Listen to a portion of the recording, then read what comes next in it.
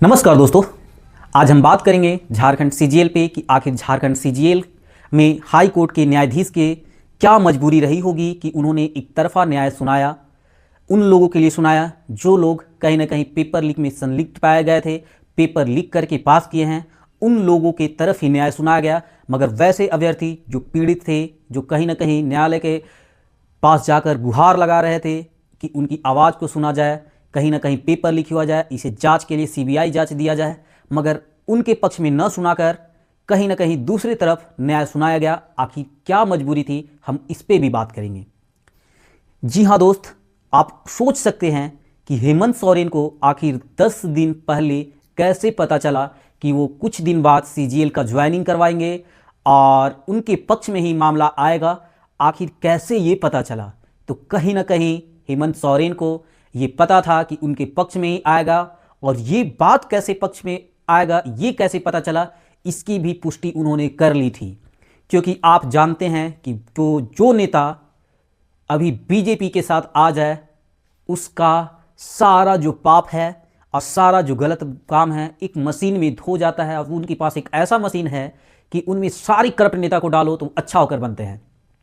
यही काम झारखंड में होने वाला है, क्योंकि झारखंड के जनवरी में जैसे ही खरवास खत्म होगा, कहीं ना कहीं जेएमएम और बीजेपी मिलकर अपना सरकार बनाएगी और झारखंड में गठबंधन का सरकार बनेगा, जिसमें मुख्यमंत्री हेमंत सोरेन और उप मुख्यमंत्री बीजेपी कोटे से कोई एक गद्दावर नेता होंगे।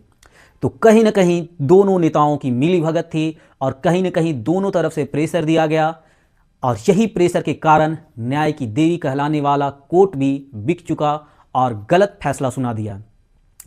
आप सोच सकते हो कि वैसे अभ्यर्थी जो गांव से उठकर यहाँ पढ़ने के लिए आए थे, कितनों ने तो अपना ज़मीन बेचा, कितनों ने घर के सोना चांदी को उन्होंने अपने कुछ पैसा पर उसे रखा, और बहुत सारे लोगों ने यहाँ तक हुआ कि लोग काम किए और उसके बाद तैयारी करना स्टार्ट किए, मगर उन लोगों की सारी अपेक्षाओं पे पानी फेर दिया गया, उन लोगों की सारी मेहनत पे पानी फेर दिया गया।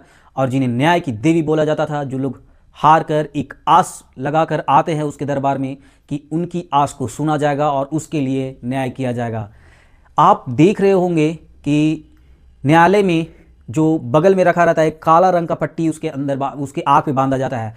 काले रंग का पट्टी उसकी आँख पे इसलिए बांधा जाता है क्योंकि वो सम्मान तरीके से न्याय दे सके। बड़ा हो, छोटा हो, नीच हो, ऊंच हो, ये सब का भेदभाव किए बिना ही उसे समान और जिसके पक्ष में न्याय हो रहा है उसके पक्ष में न्याय देना चाहिए। लेकिन न्याय की देवी कहने वाली न्यायालय झारखंड हाई कोर्ट कहीं ना कहीं पैसों की न्यायालय बन चुकी है, ऐसे लोगों की न्यायालय बन चुकी है जो जितना पैसा दे वो उसकी तरफ न्याय सुनाएगी। यहाँ झारखंड के युवाओं को साफ दिखाई दे रहा है, सारे लोगों को दिखाई दे रहा है कि 60-60 क्वेश्चन प्रिडिक्ट नहीं किया जा सकता है, 60-60 क्वेश्चन का अनुमान नहीं लगाया जा सकता है। क्या हाई कोर्ट के मुख्य न्यायाधीश या न्यायाधीशों को नज़र नहीं आ रहा है कि इतना क्वेश्चन को कैसे प्रिडिक्ट किया जा सकता है? हम चैलेंज करना चाहते हैं कि कौन ऐसा टीचर है कि 60-60 क्वेश्चन का प्रिडिक्ट कर दे रहा है। आप ग्रुप डी जैसे एग्जाम का ले लो, चतुर्थ करने ये 4th ग्रेड का जो एग्जाम है, इसका तो आप क्वेश्चन सेट नहीं कर पाओगे, और आप बात कर रहे हो कि झारखंड सीजीएल जैसे क्वेश्चन को मैंने 60 क्वेश्चन प्रिडिक्ट किया। आखिर कैसे हो सकता है प्रिडिक्ट? और कौन ऐसा टीचर है कि प्रिडिक्ट किया? सामने आना चाहिए ना। सरकार को तो चाहिए कि ऐसे टीचर्स को लाए, सम्मानित करे कि जो 60-60 क्वेश्चन का प्रिडिक्ट कर पा रहा है।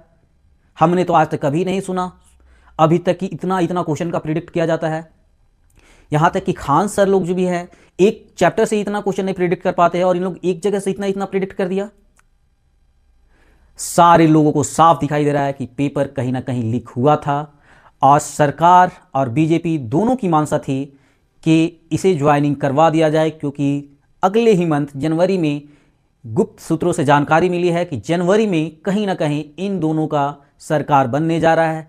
आप देख सकते हो कि बीजेपी का कोई भी गद्दावर नेता इसके खिलाफ आकर कभी वैसा आंदोलन किया, कभी वैसा बात किया, सदन में उठाया, तो कभी नहीं उठाया।